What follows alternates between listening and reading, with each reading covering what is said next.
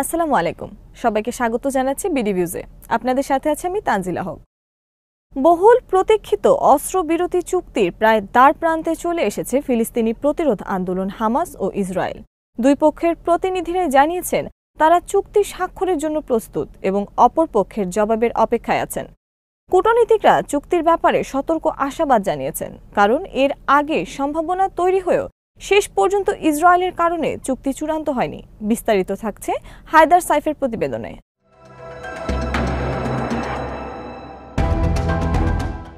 সর্বশেষ প্রস্তাবিত চুক্তি স্বাক্ষরিত হলে ৩ ধাপে গাজা থেকে সেনা সরিয়ে নেবে ইসরায়েল। অন্যদিকে ইসরায়েলের কারাগারে আটক ফিলিস্তিনিদের মুক্তির বিনিময়ে গাজায় আটক ইসরায়েলিদের মুক্তি দেবে হামাস। এতদিন চুক্তি নিয়ে বিশেষ করে ইসরায়েল গড়িমসি করলেও এবার বেশ দ্রুত তারা প্রস্তাবে রাজি হল। বিশ্লেষকরা বলছেন, যুক্তরাষ্ট্রের নতুন যে প্রশাসন দায়িত্ব নিতে যাচ্ছে সেটা এই চুক্তির প্রক্রিয়া চূড়ান্ত করার পেছনে ভূমিকা রেখেছে।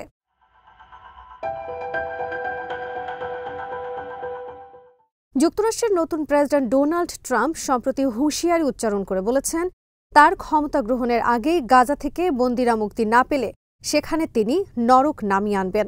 বিশ্লেষকরা মনে করছেন, তার ওই হুমকি দুই পক্ষকে রাজি হতে বাধ্য করেছে।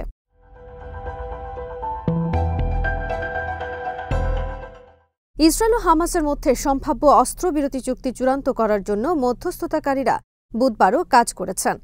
এই চুক্তি স্বাক্ষরিত হলে গাজায় আটক ইসরায়েলি বন্দীদের মুক্তি দেওয়া হবে এবং গাজায় যে ভয়াবহ যুদ্ধ চালাচ্ছে ইসরায়েল সেটা বন্ধ হবে।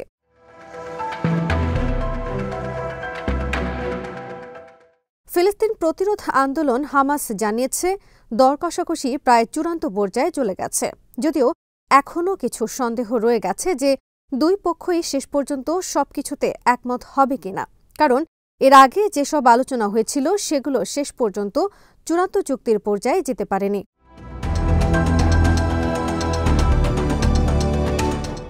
চুক্তিটা এখন ঠিক কোন পর্যায়ে আছে? মার্কিন পররাষ্ট্রমন্ত্রী অ্যান্টনি জে ব্লিনকেন মঙ্গলবার বলেছেন, ইসরায়েল আর হামাস চুক্তির ব্যাপারে একমত হওয়ার একেবারে দ্বার প্রান্তে চলে এসেছে। এই চুক্তি স্বাক্ষরিত হলে গাজা যুদ্ধ বন্ধ হবে আর ইসরায়েলি বন্দীরা মুক্তি পাবে। বিনিময়ে ইসরায়েলের কারাগারে যে ফিলিস্তিনিদের আটকে রাখা হয়েছে তাদেরকেও মুক্তি দেয়া হবে।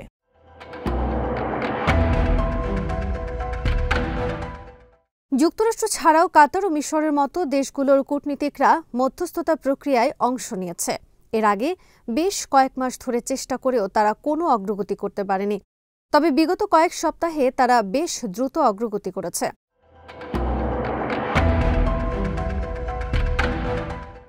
ব্লিনকেন বলেন, রোববার যুক্তরাষ্ট্র, কাতার আর মিশর চূড়ান্ত একটি প্রস্তাব পেশ করেছে। বল এখন হামাসের কোর্টে, তাদেরকেই পরের পদক্ষেপটা নিতে হবে। কাতারের পররাষ্ট্র মন্ত্রণালয়ের মুখপাত্র মাজেদ আল আনসারি বলেন, দুই পক্ষের মধ্যে নানা বিষয়ে যেসব ভিন্ন মত ছিল এর অনেক কিছুই কমিয়ে আনতে সক্ষম হয়েছে মধ্যস্থতাকারীরা। তিনি আরও জানান, চুক্তি চূড়ান্ত করার জন্য সবশেষ যেসব বিষয়ের উপর নজর দেওয়া দরকার সেগুলি নিয়েই বেশ মনোযোগ দিয়েছেন তারা।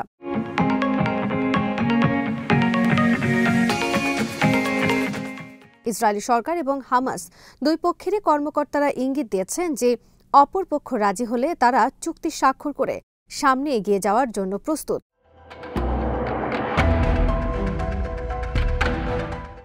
হামাসের এক কর্মকর্তা সোমবার বলেছেন, আগামী দিনগুলোতে যে কোনো সময় একটি চুক্তি হতে পারে, যদি না ইসরায়েল হঠাৎ করে শেষ মুহূর্তে তাদের সিদ্ধান্ত বদলায়।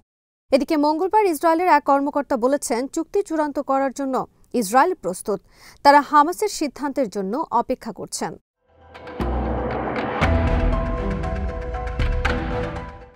বারবার দর কষাকষি করতে হয়েছে চুক্তি নিয়ে, আর সে কারণে চুক্তি স্বাক্ষরের আগে এ ব্যাপারে মোটা দাগের কিছু তথ্য জানানো ছাড়া বিস্তারিত কিছু বলতে রাজি হননি সংশ্লিষ্ট কর্মকর্তারা।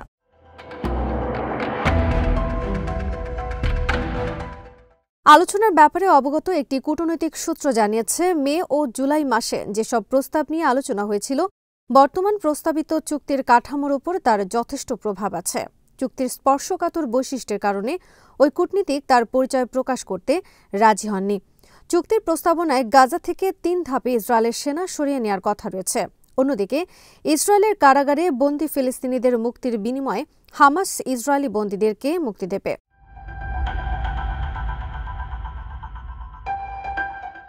ইসরায়েলের কর্মকর্তারা আশা করছেন গাজায় এখনও যে ১০০ জনের মতো ইসরায়েলি বন্দী আছে, চুক্তি চূড়ান্ত হলে তারা মুক্তি পাবে।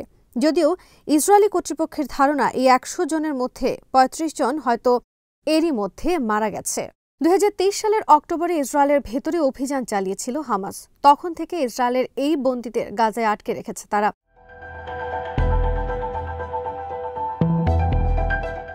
এদিকে হামাস ইসরায়েলের সামরিক আগ্রাসন বন্ধ করতে চায়। গাজা পুনর্গঠনের জন্য যেসব সরঞ্জাম লাগবে এগুলো তারা নিয়ে আসতে চায়। তাছাড়া ইসরায়েলের কারাগারে যেসব ফিলিস্তিনিদের আটকে রাখা হয়েছে, ইসরায়েলি বন্দীদের মুক্তির বিনিময়ে তাদেরকে ফেরত চায় হামাস।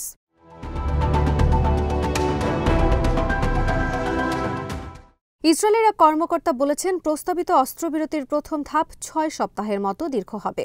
এই সময়ের মধ্যে হামাস তালিকাভুক্ত ৩৩ বন্দীকে মুক্তি দেবে। এই ৩৩ জনের সবাই এখনও জীবিত আছে বলে বিশ্বাস করে ইসরায়েল। ইসরায়েলের এই কর্মকর্তাও তার পরিচয় প্রকাশ করতে রাজি হননি। এই কর্মকর্তা জানান, এই ইসরায়েলি বন্দীদের বিনিময়ে শত শত ফিলিস্তিনি বন্দীকে মুক্তি দিতে রাজি আছে ইসরায়েল। তবে ঠিক কতজনকে মুক্তি দেওয়া হবে সেটা নির্ভর করছে কতজন ইসরায়েলি জীবিত আছে তার উপর।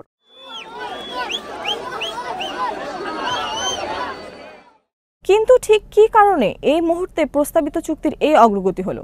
কিছু কর্মকর্তা ইঙ্গিত দিয়েছেন যে আসন্ন ২০ জানুয়ারি মার্কিন প্রশাসনে যে পরিবর্তন আসতে যাচ্ছে সেটি চুক্তি নিয়ে দর কষাকষির অগ্রগতিতে ভূমিকা রেখেছে। ইসরায়েল আর হামাস উভয় মনে করছে এখনই তারা একটা সমঝোতায় পৌঁছাতে না পারলে নতুন মার্কিন প্রশাসনের অধীনে তারা শক্ত চাপের মধ্যে পড়বে।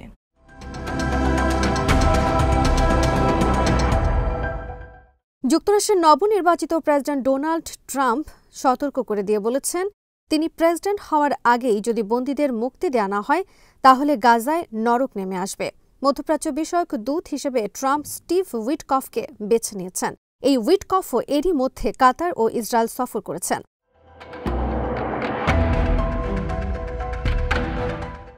হামাসের সাথে চুক্তি নিয়ে সমঝোতায় অগ্রগতির আরেকটি কারণ হল, এর আগে লেবাননের হিজবুল্লাহর সাথে আলাদা একটি অস্ত্রবিরতি চুক্তিতে স্বাক্ষর করেছে ইসরায়েল।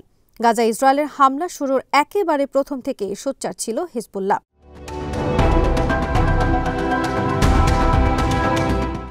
ফিলিস্তিনিদের ওপর ইসরায়েলের গণহত্যা বন্ধের দাবিতে তারা ইসরায়েল সীমান্তে প্রতিরোধ চালিয়ে গেছে। শেষ দিকে ইসরায়েলের হামলায় হিজবুল্লাহর শীর্ষ নেতাদের অনেকে নিহত হন, তাদের সামরিক শক্তিও ক্ষতিগ্রস্ত হয়। এরই ধারাবাহিকতায় নভেম্বরে ইসরায়েলের সাথে অস্ত্রবিরতিতে স্বাক্ষর করে হিজবুল্লাহ।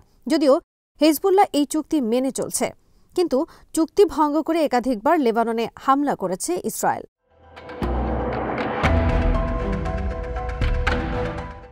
আজ এখানেই শেষ করছি। সবাই ভালো থাকুন, সুস্থ থাকুন আর দেখতে থাকুন বিডি ভিউজ। চ্যানেলটি ভালো লাগলে সাবস্ক্রাইব করুন, সংযুক্ত থাকুন আমাদের ফেসবুক পেজে। আল্লাহ হাফেজ।